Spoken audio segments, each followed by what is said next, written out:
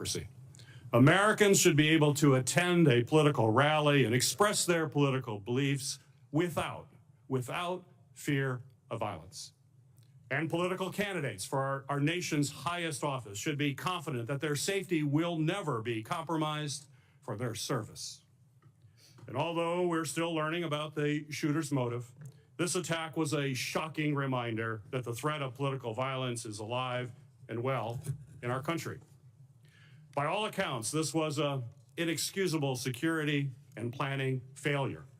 And we need to get all of the facts about what happened that day and how we can ensure an attack like this is never allowed to happen again. Today's panel of witnesses leads the men and women who protect our top leaders and are investigating this crime. And I want to thank them both for being here today, as well as the Secret Service and FBI for a very productive and informative briefing with our committees last week.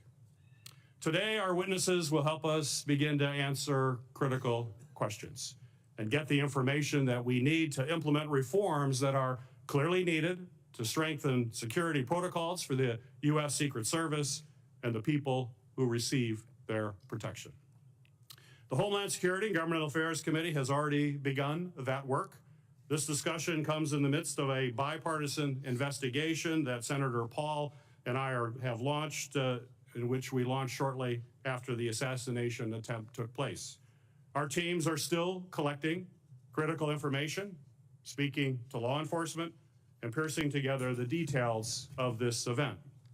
This past weekend, a bipartisan team of our investigators, along with key staff from Senators Blumenthal and Senator Johnson's office, traveled to Pennsylvania to speak with local law enforcement officials, review critical information from security officials who were working alongside the Secret Service, and to see the site firsthand.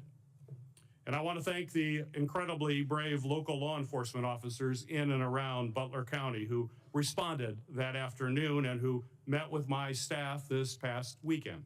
They have helped to answer tough questions, as well as discuss in detail how the event actually unfolded.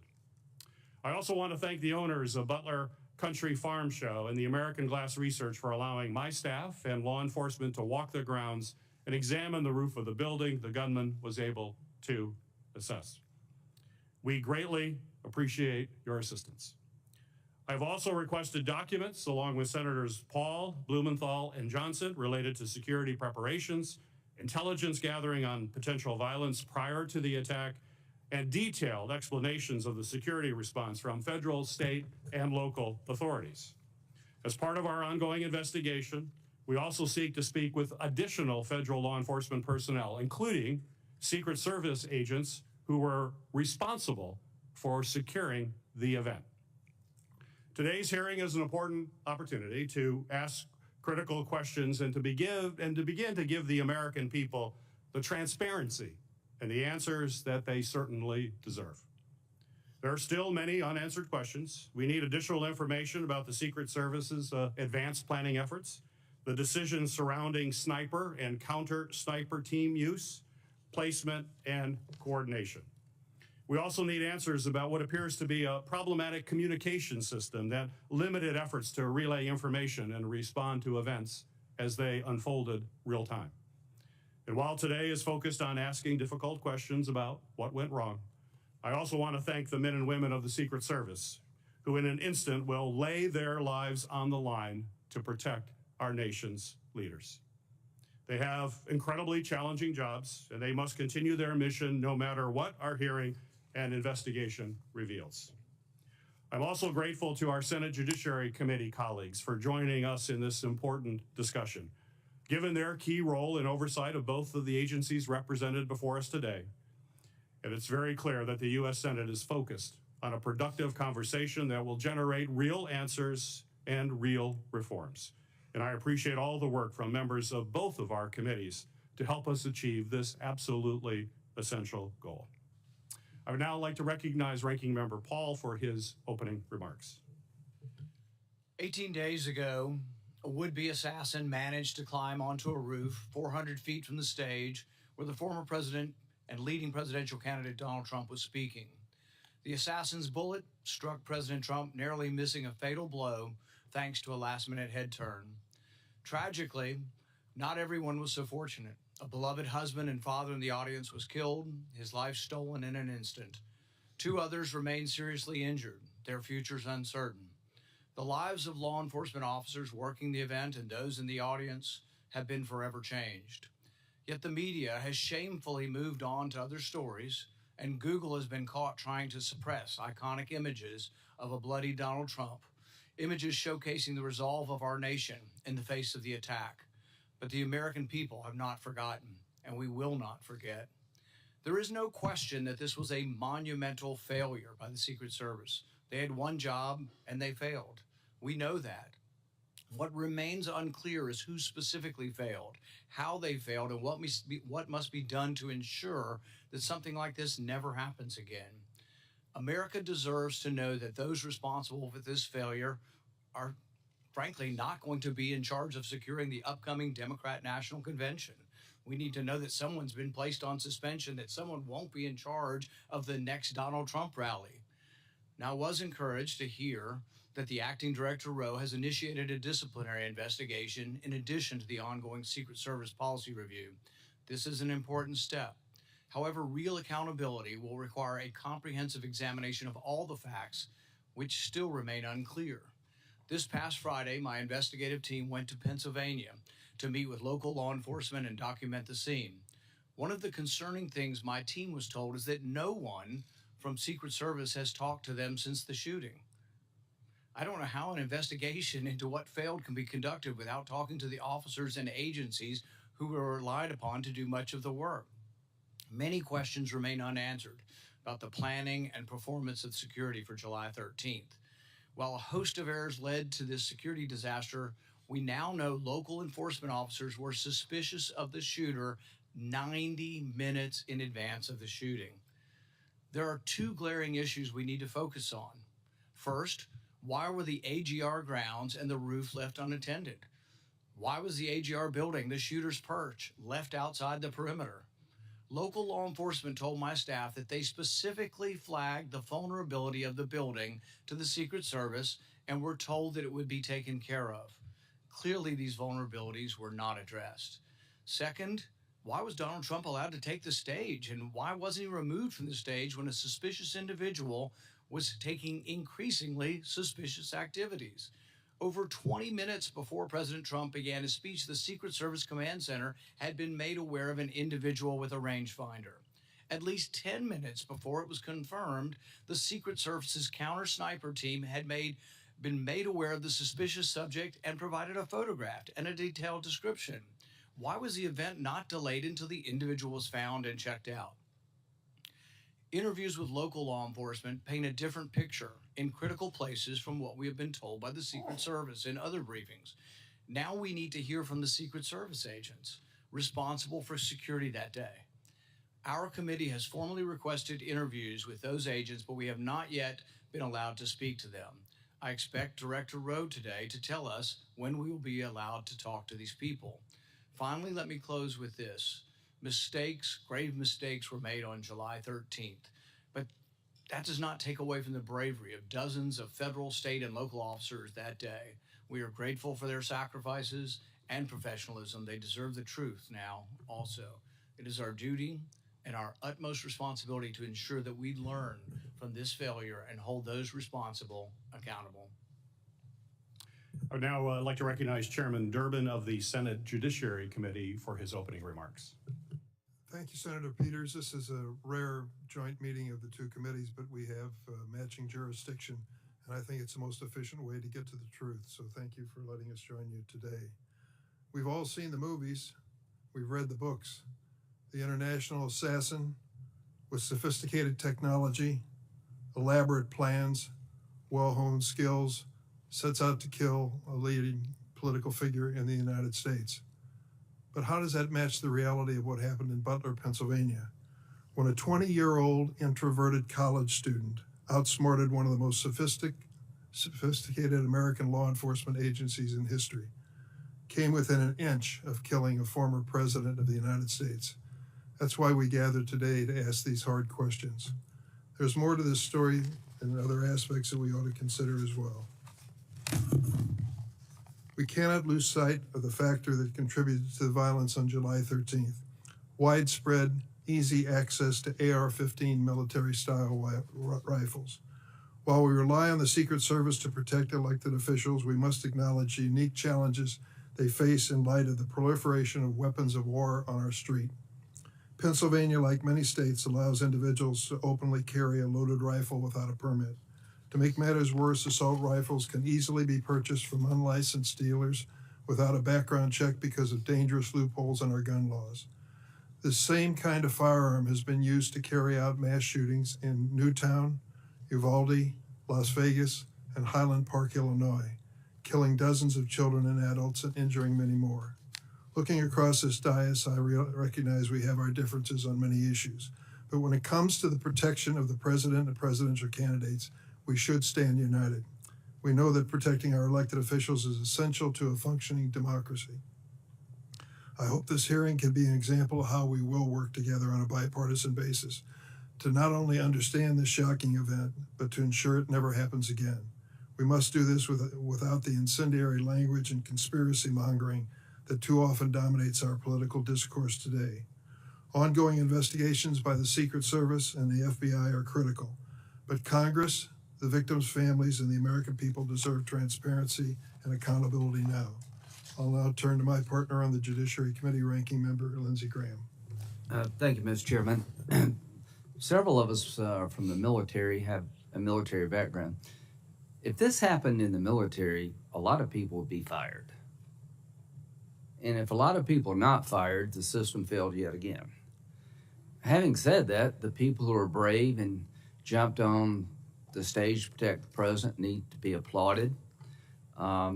We need to learn what happened, make corrective action, but somebody's got to be fired. Nothing's going to change until somebody loses their job. Thank you. It's the practice of the Homeland Security and Governmental Affairs Committee to swear in witnesses. So if our two witnesses could please stand and raise your right hand. Do you swear that the testimony you will give before this committee will be the truth, the whole truth, and nothing but the truth? So help you God. Thank you. You may be seated. Our first witness is Ronald Rowe, Jr. Mr. Rowe is currently the acting director of the United States Secret Service. Prior to this role, Acting Director Rowe was the 23rd Deputy Director of the Secret Service. He has had a distinguished 25-year career in the Secret Service, from coordinating major security operations to collaborating with other government and law enforcement agencies. Additionally, he has served as the Chief of Staff to the Director, as Deputy Assistant Director for the Office of Protective Operations, and as Deputy Assistant Director for the Office of Intergovernmental and Legislative Affairs. Mr. Director, thank you for appearing before this committee today. You are now recognized for your opening statement. Good morning, Chairman Peters, Chairman Durbin, Ranking Member Paul, Ranking Member Graham, and distinguished members of the committees. Thank you for the opportunity to appear before you today. A critical part of the Secret Service mission is protecting our nation's current and former government leaders. The attempted assassination of former President Donald J. Trump on Saturday, July 13th, 2024 in Butler, Pennsylvania, was a failure on multiple levels. I join you and all Americans in condemning the horrific assault on former President Trump, Corey Comparator, James Copenhaver, and David Dutch. And I extend my deepest sympathies to the Comparator family and my sincere wishes for Mr. Copenhaver and Mr. Dutch's continued recovery. Before I begin, though, I want to commend the heroic actions of the men and women of the United States Secret Service on July 13th. Our special agents shielded the former president with their bodies while shots were still being fired, selflessly, willing to make the ultimate sacrifice without hesitation. I am extremely proud of these actions and those taken by the counter-sniper team to neutralize the threat that prevented further loss of life. And I applaud the actions of our tactical teams that responded so quickly. I would also like to express my gratitude to our federal, state, and local partners. We rely on these critical relationships, which have developed over decades of daily collaboration to secure protective events and conduct criminal investigations. As you're aware, there are multiple ongoing investigations of the attack and the security failures that occurred that day. I pledge my full support to those inquiries so the Secret Service, your committees, and the American people have a thorough and complete understanding of what happened leading up to and during July 13th. I will not wait for the results of those findings to assess where we failed that day. I have taken and will continue to take immediate steps to ensure we do not repeat those failures. Since my appointment as the acting director 1 week ago, I identified gaps in our security on July 13th and have implemented corrective actions. One of my first actions as acting director was traveling to the Butler Farm Show site to better understand how our protection failed. I went to the roof of the AGR building where the assailant fired shots, and I laid in a prone position to evaluate his line of sight. What I saw made me ashamed. As a career law enforcement officer and a 25-year veteran with the Secret Service, I cannot defend why that roof was not better secured. To prevent similar lapses from occurring in the future, I directed our personnel to ensure every event site security plan is thoroughly vetted by multiple experienced supervisors before it is implemented. It is clear to me that other protective enhancements could have strengthened our security at the Butler event. As such, I have directed the expanded use of unmanned aerial systems at protective sites to help detect threats on roofs and other elevated threats. I've also directed resources to facilitate our protective site communications, particularly our communications with our state and local partners.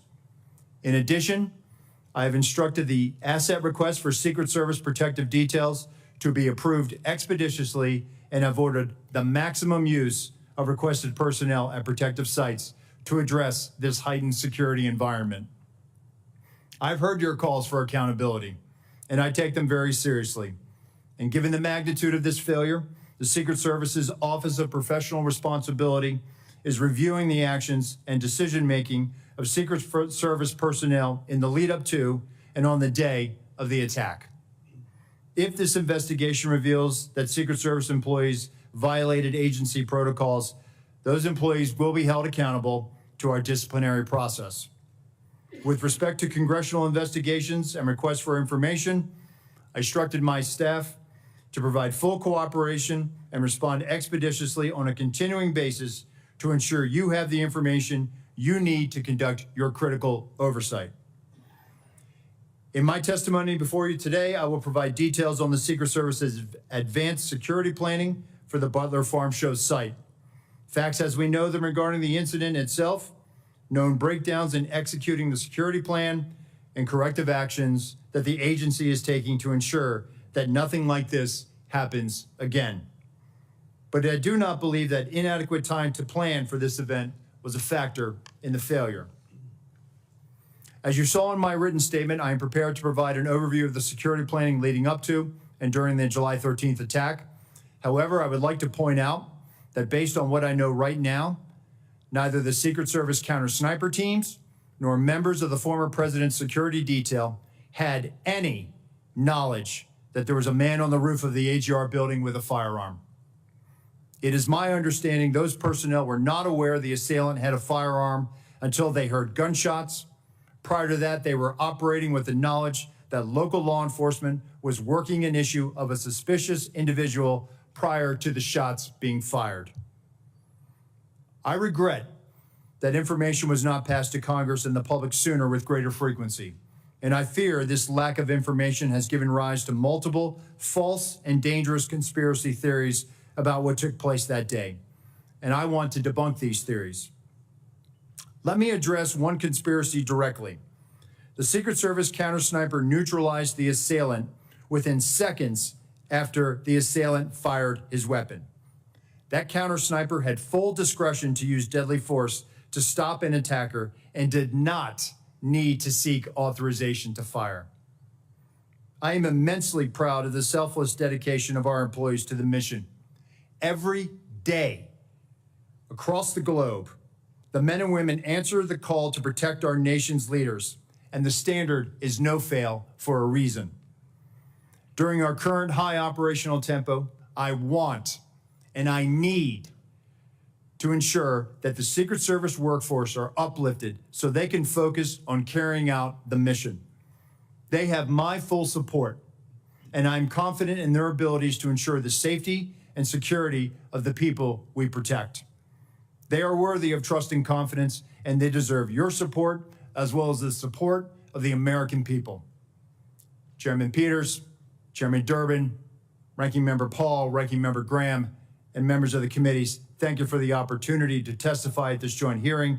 I will submit the remainder of my statement for the record, and I will answer your questions.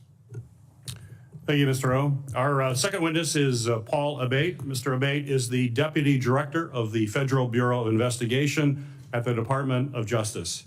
In this role, Deputy Director Abbate oversees all FBI domestic and international investigative and intelligence activities. Prior to his appointment as Deputy Director, he has had a distinguished 3 decades within the FBI leading counterterrorism efforts, and most recently as the Associate Deputy Director of the FBI, where he's responsible for the management of all FBI personnel, budget, administration, as well as infrastructure. Mr. Abbate, thank you for appearing before the committee here today. You are recognized for your opening remarks. Thank you, sir. Good morning, Chairman Peters and Durbin, Ranking Members Paul and Graham, and distinguished members of the committee. It is a privilege to appear before you today to discuss the FBI's investigation of the attempted assassination of former President Trump on July 13th in Butler, Pennsylvania. Before going further, I want to again offer my and our condolences to the victims of this heinous attack, to the family and loved ones of heroic firefighter and father Corey Comparator, to Mr. Dutch, to Mr. Koppenhaver, who continue to recover, and to former President Trump, who was also struck by a bullet fired from the shooter's rifle. Our thoughts and prayers are with each of them and their families and loved ones.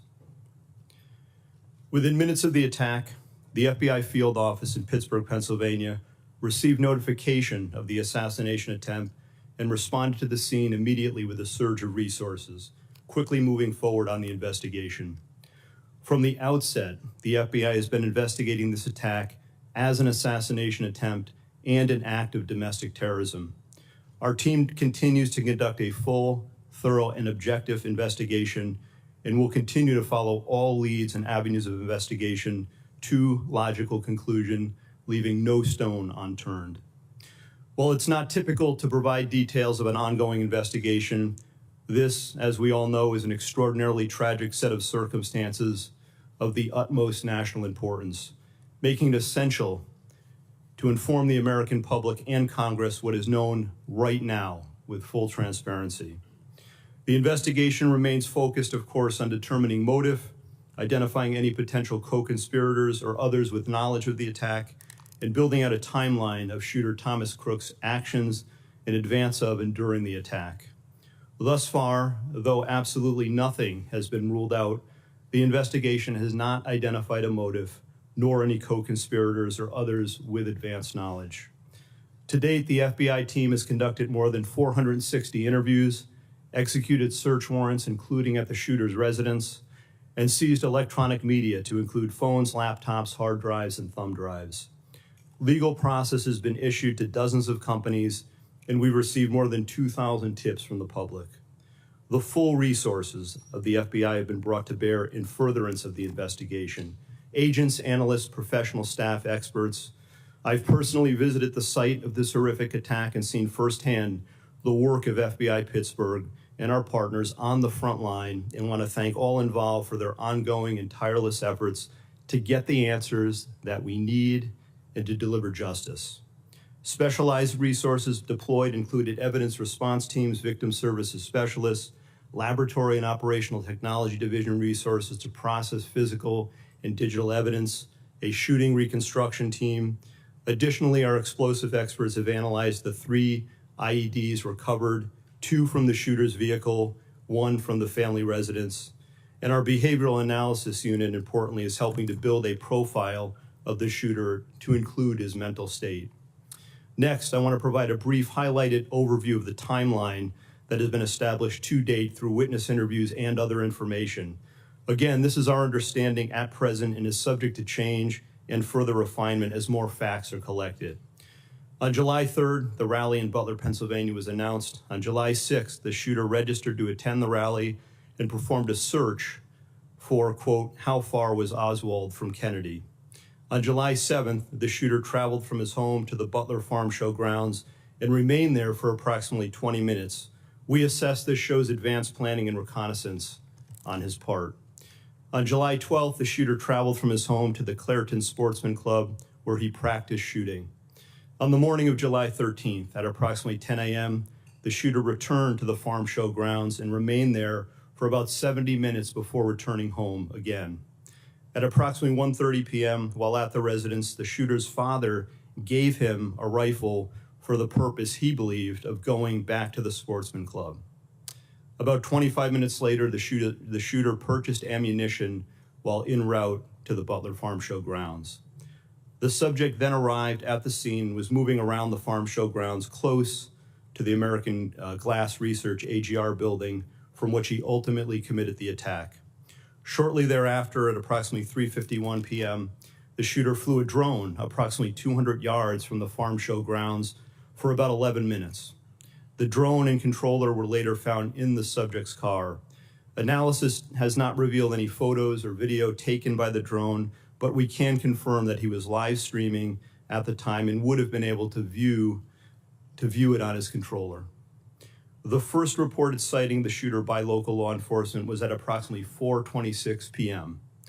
At approximately 5:10 p.m., the shooter was again identified by local law enforcement as a suspicious person around the AGR building. And at approximately 5:14 p.m., a local SWAT operator took a photo of the shooter. At about 5:32 p.m., local SWAT observed the shooter next to the AGR building using his phone, browsing news sites, and with a rangefinder. At approximately 5:38 p.m., the photo of the shooter taken earlier was sent to local SWAT operators in a text message group. Subsequently, approximately 25 minutes prior to the shooting, the U.S. Secret Service command post was notified of a suspicious person. Officers lost sight of the subject from approximately 6:02 p.m. to 6:08 p.m., but continued to communicate with each other in an attempt to locate him. Recently discovered video from a local business shows the shooter pulling himself up onto the AGR building rooftop at approximately 6:06 p.m. And at approximately 6:08 p.m., the subject was observed on the roof by local law enforcement. At approximately 6:11 p.m., a local police officer was lifted to the roof by another officer, saw the shooter, and radioed that he was armed with, quote, a long gun. Within approximately the next 30 seconds, the shots were fired. The evidence recovery team found 8 shell casings at the scene next to the shooter's body. We believe that the subject, the shooter, fired 8 rounds. While the investigation has not determined motive, the investigative team continues to review information from legal returns, including online and social media accounts. Something just very recently uncovered that I want to share is a social media account which is believed to be associated with the shooter in about the 2019-2020 timeframe. There were over 700 comments posted from this account. Some of these comments, if ultimately attributable to the shooter, appear to reflect anti-Semitic and anti-immigration themes, to espouse political violence, and are described as extreme in nature. While the investigative team is still working to verify this account to determine if it did in fact belong to the shooter, we believe it important to share and note it today, particularly given the general absence of other information to date from social media and other sources of information that reflect on the shooter's potential motive and mindset. These are the facts, in part, that the investigation has revealed to date. While the shooter is dead, our work is very much ongoing and urgent. Thank you, and I look forward to answering any and all questions. Thank you, Mr. Abbate. We'll now proceed. Chairman Durbin and Ranking Member Graham will ask the first 2 questions. I will then ask question Ranking Member Paul, and then after that we will alternate between members of the judiciary, recognized by Chairman Durbin and members of the Homeland Security Committee recognized by me. With that, Senator Durbin, you're recognized for your questions. Thank you, Senator Peters. I would like to begin by making a statement. It's not in the form of a question, and you'll understand why when I say it. In 20 days, we're going to start the Democratic National Convention in Chicago. I have been briefed by the law enforcement agencies plans for security for that event. Tens of thousands of people will be there, including some of the highest ranking politicians in the United States. I trust that both of your agencies can answer in the affirmative if I ask you whether you're actively engaged in working with the development of security plan, taking into consideration the lessons of July 13th. Senator, that is 100% yes from the Secret Service. Yes, from the FBI as well, sir. We've been working on this for well over a year in preparation. I'm not going to ask for details for obvious reasons, but I do want to ask a question about the Secret Service staffing. Congress has nearly doubled the budget for the Secret Service over the last 10 years, from $1.8 billion in fiscal year 2014 to $3 billion in fiscal year 2024. Despite this large increase in funding, the number of agents in protective operations has fallen from 4,027 to 3,671 during that same time period, an approximate 9% reduction. Acting Director Rowe, what accounts for protective operations losing 356 agents over the past 10 years? So, Senator, with respect to where we are today on staffing, and then I'll address the 10-year where we were. In this year alone, we are going to end the year on the positive of 200 plus agents. That's the first time in a number of years that we've been able to do that. Part of that was gaining some efficiencies in our hiring process. But what I want to re-emphasize is that we have not dropped standards. Only 2% of every applicant actually makes it through the hiring process. We are filling our classes at the Federal Law Enforcement Training Center, and we are doing this ramp up as part of what lies ahead of us with the LA Olympics in 2028. With respect to what has happened in years prior, this is a difficult and challenging job, being a Secret Service agent.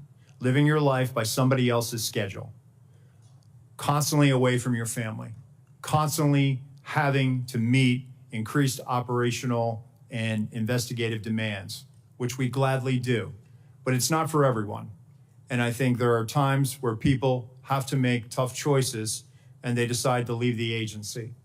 But that doesn't mean that they were any less of an agent or that they weren't committed to the mission, because we are all committed to being patriots and serving our country and protecting our nation's highest leaders. I think there was a variety of factors. Some of it was the pandemic. Some of it was, the economy or other opportunities. We have people that are very skilled in cyber that often leave the job. Some of the protective skills that they acquire are also in demand in the private sector.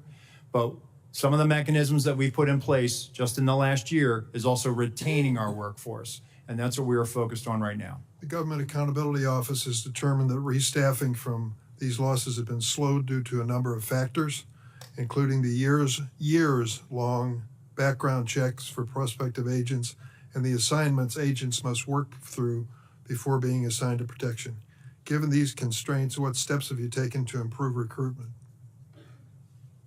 So we're actually putting out targeted recruitment opportunities. So we've just recently put it out for within our uniform division for our counter sniper unit, our hazardous agent medical emergency response unit, our counter assault team on the special agent side. So we're actually trying to gather the best and the brightest.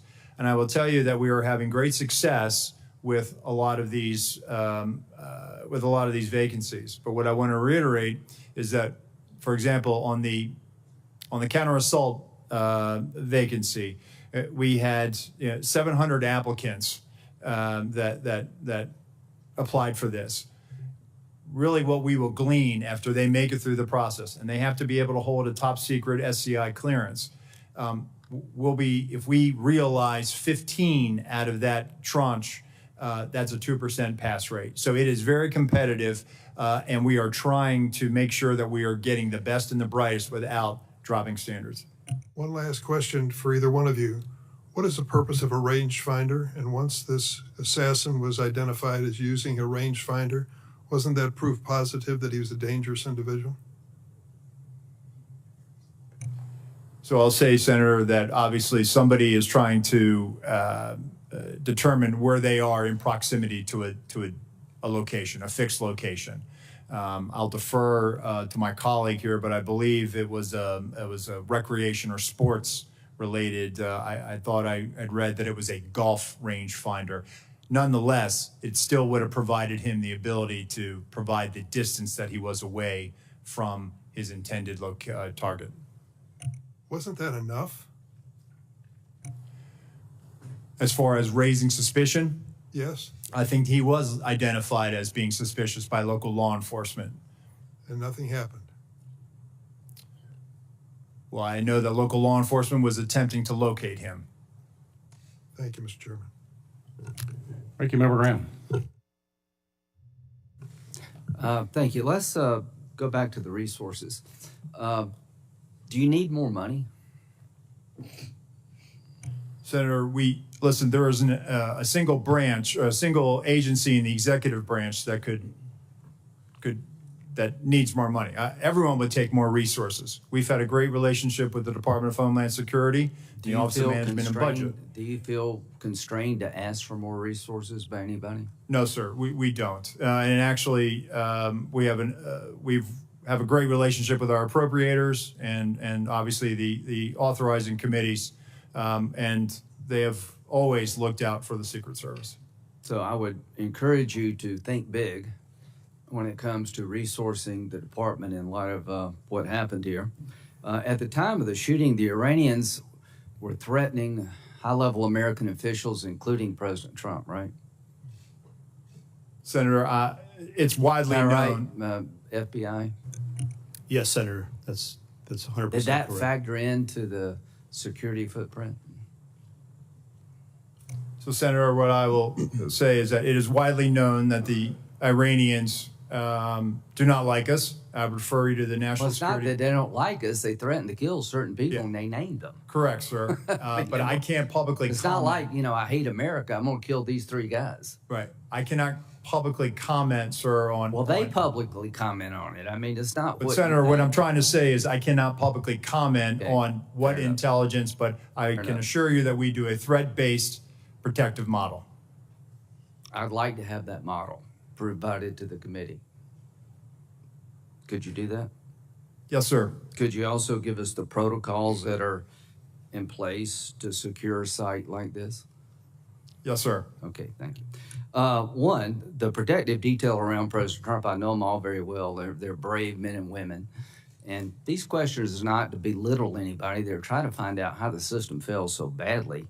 You say you're not reluctant to ask for more money. What do we need to do to make it easier to hire people without lowering our standards? I mean, I know it's a hard job. Can we do anything to help you? So I think we're willing to take that back, sir. I think we're working on our time to hire. We've Well, if actually, you had more people, you'd have more time off. that's true, sir. Okay, Yes. well, let's get more people, more time off. These are tough jobs. I mean, people on this committee know. Yes, I don't sir. know how they hold a family together doing what they're doing. It's the military really on steroids. The encrypted app. Paul, can you tell us about these apps? Have they been broken into? The guy had some apps that were encrypted. I think we've experienced a range of returns on this. Some of the applications that he was using online were encrypted in nature. Some of the email accounts. Have we that he broken was, into them? We've received returns. There are some that we have not been able to get information back because of their encrypted nature. Is That's there any in way fact to true. solve that problem? Sir, Senator, we've talked about this before. We need a solution that provides lawful access to law So enforcement. you're telling me the guy that took 8 shots at the president, former president, has apps that we can't get into that may, if you could get into, reveal some relevant information. That is correct, Senator. So if he were talking to some foreign power, and I don't think any foreign power would hire this guy, by the way. So I'm not overly worried this was some great plot by the Iranians because they couldn't even think of this. However, there could come a day where something like this is very important. How do we solve this problem? Senator, as we've been saying, we need a solution that provides lawful access where when we go to So a you're company. telling me, I agree with you, I'm not blaming you. We have encrypted apps of an assassin, a murderer, and we can't get into them all these days after. That needs to be fixed, folks. I'm all for privacy, but to a point. What if, in the future, somebody's using these apps to communicate with a foreign power? I think we need to know these things. We need to know them in real time. So lessons learned is that everything failed. Corrective action, seems to me you need more money and more people. Accountability. At the end of the day, how many people do you think will be relieved of their duties, Mr. Rowe, because of this? Senator, I publicly cannot, and I cannot weigh in on that right Sure. now, right? It has to be a fair and neutral Absolutely. process. From a right? fair point of view, would you say this is a major system failure at every turn, and those in charge of the system in question, not only was it embarrassing, they failed? So, Senator, again, if there were policy violations, those individuals will be held accountable and they will be subject Just to send our us the table of policies if you could. penalties. Yes, sir, Thank we you. will. But they will be held to our table of penalties, which Thank you. will include up to termination. Thank you. Director Rowe, in your testimony here today, as well as in your written testimony, you said very, very clearly that you can't defend why that building with the shooter on top of it was not better covered. You were very clear. You cannot defend that. So my question to you is, my understanding is that there's a detailed site survey that is done prior to an event to identify potential threat points. So talk to me about that site survey. I'm sure you've had a chance to look at it now after action. And how did that site survey get approved when it was so clear that that was a major threat from that building? Thank you, Senator. So our Pittsburgh field office did the advance. During that advance, not only were they discussing amongst themselves about mitigating the line of sight, but also they were discussing with other agencies that were supporting it. Our counter snipers met with their counterparts. The team lead and team lead met. They walked the site. They identified the AGR building. And if I may, Senator, if I could point out something right now, if I may, and we will place this for the record, but this is the point of view. This is from the second floor of the AGR building. This point of view is the point of view where the counter sniper team locally was posted. The gold arrow indicates where the shooter fired from. Looking left. Why was the assailant not seen? When we were told that building was going to be covered, that there had been a face-to-face that afternoon, that our team leads met,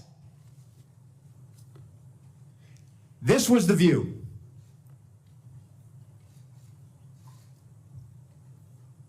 Let me show you another view, Senator. B.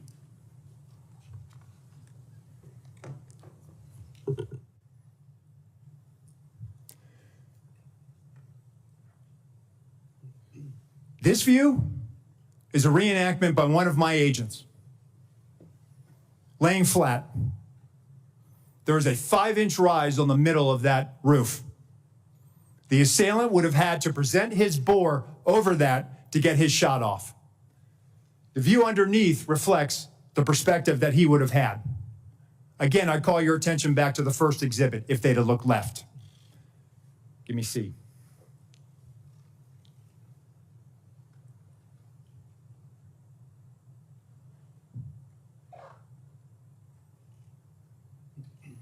This is what our counter sniper team saw.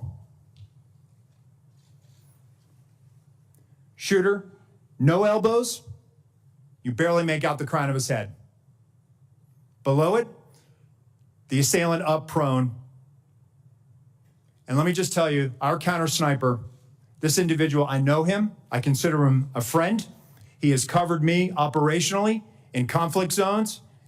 And when I did my time on the president's detail, he exemplifies the courage, the skill, and the ability to respond under great stress in such short time to neutralize the threat and prevent further loss of life.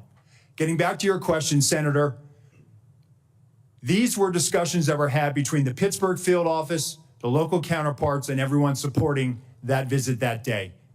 And that's why when I laid in that position, I could not, and I will not, and I cannot understand why there was not better coverage, or at least somebody looking at that roof line when that's where they were posted. Director Rowe, the Secret Service, state and local law enforcement were on multiple communication channels, is my understanding, during that time. And as a result, local law enforcement was only able to call in to a state command center that was then relayed from the Secret Service. This seemed to be a recurring issue in emergency situations that we're finding with the federal government, that there's not a seamless way to communicate, particularly if you're relying on local law enforcement to deal with what was clearly a major vulnerability. Local law enforcement in Butler told my staff that they had no way of communicating directly with the Secret Service. And if I listened to Mr. Abbate saying there was about 30 seconds between when the local law enforcement reported that there was a man on the roof with a gun, 30 seconds, if it's communicated directly to a counter sniper team, would that be enough time to react prior to the firing of those shots? Senator, if we'd had that information, they would have been able to address it more quickly. It appears that that information was stuck or siloed in that state and local channel. I will tell you, though, that there were, our tactical elements did have, not only did they have embeds from Butler County ESU with them, but they also had radios on the tactical net. It is troubling to me that we did not get that information as quickly as we should have. We didn't know that there was this incident going on, and the only thing we had was that locals were working an issue at the 3 o'clock, which would have been the former president's right-hand side, which is where the shot came. Nothing about man on the roof, nothing about man with a gun. None of that information ever made it over our net. So that will change? Yes, sir. We are working right now to figure out the interoperability and also make sure that we do have access to those channels, whether through the counterpart system or some other means. Very good. Ranking Member Paul, you're recognized for your questions. Director Rowe, I'm encouraged by your attitude and what you brought here today, what you've talked about as far as immediate changes that you've made, and I hope you'll follow through with that. I'm encouraged by the fact that you acknowledge that it's indefensible that the roof was unattended. Would you say the roof being unattended breaches standard protocol for setting up a security perimeter? What I would say, Senator, is that that roof should have had better coverage, and we will get to the bottom of if there were any policy violations. I would think indefensible would go along with breaching protocol, and I can't imagine how indefensible would not be breaching protocol. What I would caution, though, is that I sense, and you're the Secret Service, and these people are your friends, and they are heroic people who do good things, that we can't let our friendships blind us from responsibility. So someone's in charge of the security at the zone. Would the Secret Service be in charge of the entire operation, and they work with law enforcement, but they're in charge? The person in charge of the entire operation is the Secret Service, not the local police.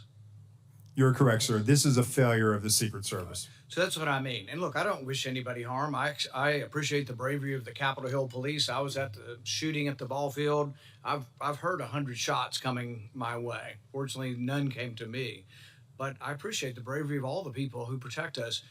But there's also the idea that there are certain mistakes that don't make you a bad person, but they're just inexcusable if you made that mistake. So for example, let's say you determine, well, local police should have been on there and they told us, and local police says, no, they didn't tell us to do it. And it's a he said, she said. Still, ultimately, the agent in charge should be walking the grounds and say, there's a roof 100 yards away from the stadium with a clear sight. someone's got to be on the roof. Local police, I told you to get on the roof, get on the roof. Or you put the Secret Service, so ultimately the buck doesn't pass along to somebody. Whoever's in charge is in charge. But really, I think it would be helpful to all of us. I know the process has to be meted out, but there needs to also be a process for protecting the next Trump rally. The fact that whoever was in charge in Butler next week is not in charge of a rally in Las Vegas.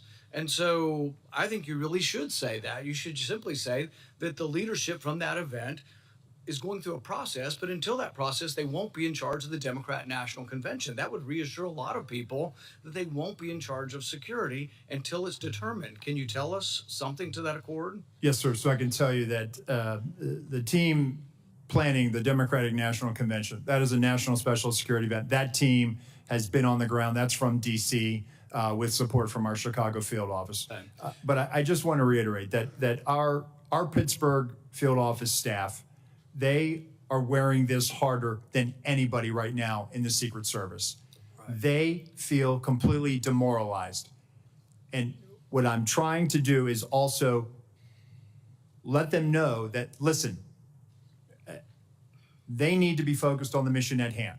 I also have to walk a tightrope here and make sure that I am not I tainting any future discipline action. I understand, and I have great respect for all the officers, but ultimately someone had to be in charge and someone made a terrible error, and it's an error of judgment. The big error is the roof. But another big error is we have 90 minutes of a suspicious person. Now, Senator Durbin mentioned the rangefinder. None of these are enough to shoot a suspicious person, but they certainly, you would think, would be enough to stop the proceedings. That's where I think you get to the second major management or judgment error of this. Now, Trump's done probably 100 rallies like this. How often at one of his rallies are there 90 minutes of looking at one person and at least a half a dozen pictures of that person? How often does that happen? And is it against protocol to let a proceeding go on when you've got a suspicious person, 90 minutes worth of people talking about this person, and we don't stop the proceeding? Does that defy protocol? So Senator, while there's 90 minutes in total from when he's first identified by local law enforcement, we have about a 30-minute window. But at no time is there anything ever communicated about weapon or harm. And I think that's where the threat. A weapon, you shoot people with a weapon. Sure. Without a weapon, we're talking about people you stop and say, he had a backpack, which was probably big enough to have the AR-15 in it. In all likelihood, the backpack has the weapon in it. So a guy with a big backpack would never get through the perimeter. So once again, a big mistake was not having the perimeter wide enough to prevent people from shooting outside the perimeter. But the thing is, he would have never gotten through the perimeter, right? His backpack would have been checked. But people with big backpacks are very suspicious. And I would think he's been seen 6 times. But you got 20 or 30 minutes of knowing about it. But the thing is, there's all kinds of chatter going on about this. And you would think the chatter going on with the local police is on a police radio, and a policeman with that radio is standing in the control tent, so you get that communication. So there's a huge and massive breakdown. But really my question is, how often has this happened at other rallies where there's a half a dozen pictures and 90 minutes of people talking about a suspicious person? I just can't imagine that it's real common. So, Senator, at rallies, there are people that come to the attention of law enforcement for a variety of reasons. If they come to our attention for some other activity that might, put it a little bit, hey, we probably need to go check that individual out. This happens, and that's why we attempt to locate them. That's why it's important for us to try to find them. And it's important to have the information. And so local law enforcement did their very level best to try to locate him. They did provide us the photos 30 minutes prior. It just, he evaded any detection by law enforcement. But once again, it's the overall person in charge. It's a terrible breakdown. It's a terrible management decision not to have stopped it. There was a chance to stop the proceeding. And the question is not whether there's enough information to take down an individual. It's a much lower standard to say, hey, we're going to wait until we get this individual. The roof and the 90 minutes of it, both, I think, are failure of your protocol. And I think when that's determined, the person who made these decisions can't be in a position of authority again. Senator Klobuchar. Thank you very much. Thank you to all of you for holding this hearing.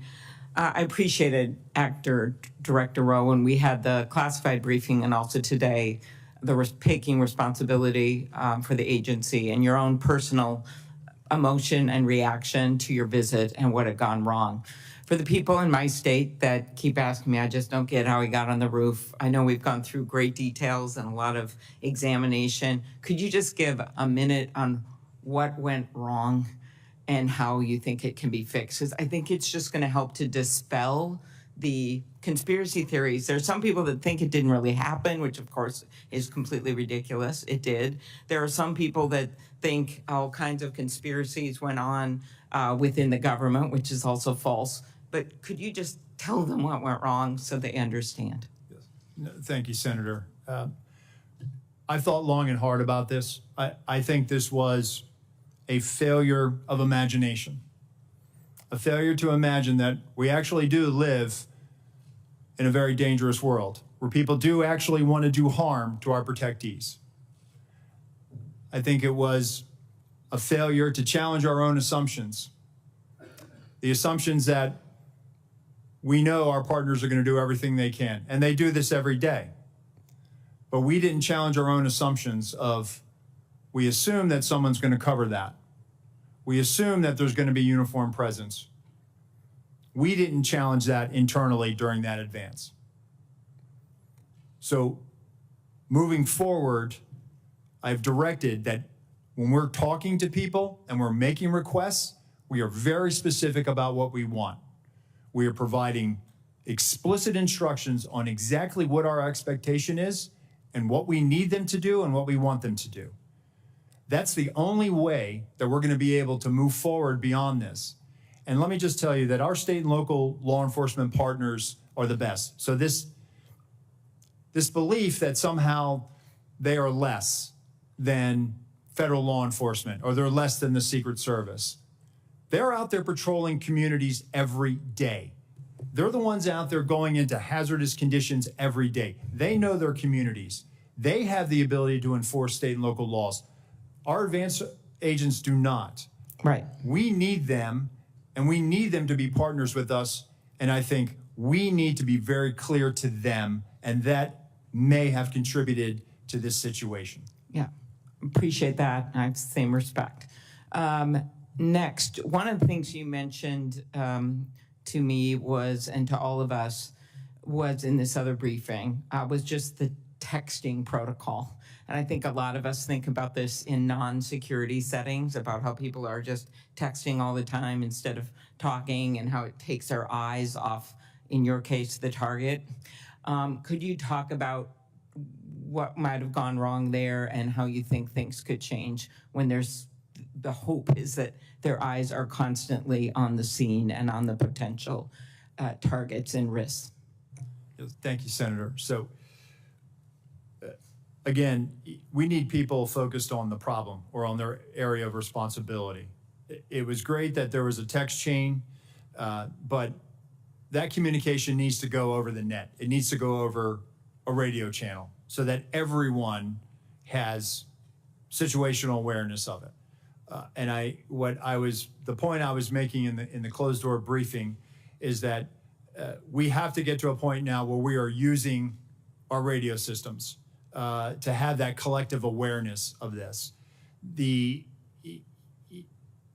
I think, one of the things that I've directed is that in addition to the interoperability, we're going to roll out common operating picture, a common operating platform that we utilize for national special security events. We have the ability to roll that out to the field that has a Blue Force tracker in it that's able to, where you can put where all your state and local assets are, where our federal assets are. But in addition to that, I want people using the radio. So it's great that the tactical elements are talking to each other. It's great that the shift is talking to each other, but we have to be able to make sure that whenever we come across a situation, that everyone has situational awareness of this. And I will take as, in my time when I was operational in the President's detail,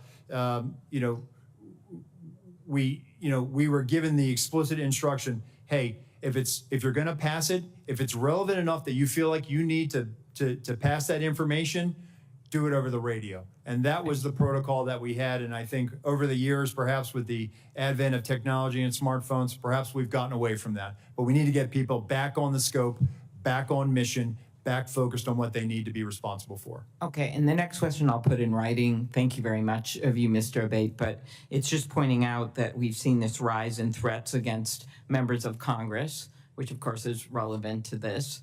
8,000 just last year, more than 4 times over the past 7 years. I'll want to ask you in writing about the steps that the Justice Department is taking to prioritize these cases. I know there's been some changes made. Yes, Senator, it's of our highest priority, and we're urgently working on it 24/7 every day to protect each and every one of you here. Appreciate it. Thank you, both of you. Senator Carper, recognized for your question. Thanks very much. Mr. Rowe, Mr. Abbate, thank you for joining us today. I have the privilege of representing Delaware, the first state to ratify the Constitution. We did that over 200 years ago, and the Constitution sort of outlines how we elect our leaders. And it changes with respect to technology over the years. But there's, for as long as we've been a country, threats to our leaders when they pursue elective office. We're going to be gathering, some of us will be gathering in Chicago in just a few weeks. Others will be gathering in other parts of the country to help make sure that what was adopted in that original Constitution is actually carried out faithfully. And it's just incredibly important that those who aspire to elective office and those who take on those challenges are protected, and their families are protected, as well as those who surround them. I share with my colleagues my prayers for those who have been killed or injured on July 13th. We're grateful that one of our presidential candidates is okay. But I have a question about what I can't get over how a 20-year-old loner could somehow outsmart 2 of the smartest federal agencies and state agencies and law enforcement with an odds of like 1,000 to 1, and be able to almost pull this off. It just blows my mind. Hopefully we'll get to the truth in all of that. I'm a Navy guy. I spent many years of my life in the Navy. I learned as a midshipman that when the ship runs aground at sea, the commanding officer is held responsible. Whether the commanding officer is awake, asleep, at the helm, but the commanding officer is held responsible. And I think we have to make, at the end of the day, I'm not interested in a blame game, but I'm sure interested in finding out who was responsible and making sure that they account for their responsibility. My question is, what policies are currently in place to facilitate real-time information sharing between the Secret Service and local law enforcement during an event? And what changes to information sharing practices will the Secret Service make in light of the apparent breakdown in communications on July 13th? Thank you for that question, Senator. So we're looking at our procedures. We rely on a counterpart system, and the radio interoperability it's a complex challenge. It's not just about being able to find whatever frequency our local counterparts are on and then just piping it in. There's some technical challenges that have to be there.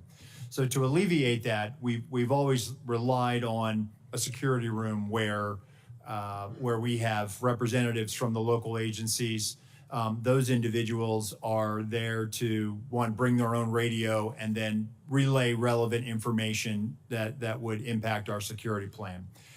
I think what I'm looking at, and again, what I'm in looking at this situation is there was a unified command post, and we had our security room, and we had communications that day at the Butler Farm site were challenging. Not just challenging for the Secret Service, but for challenging for locals. There were some cellular issues.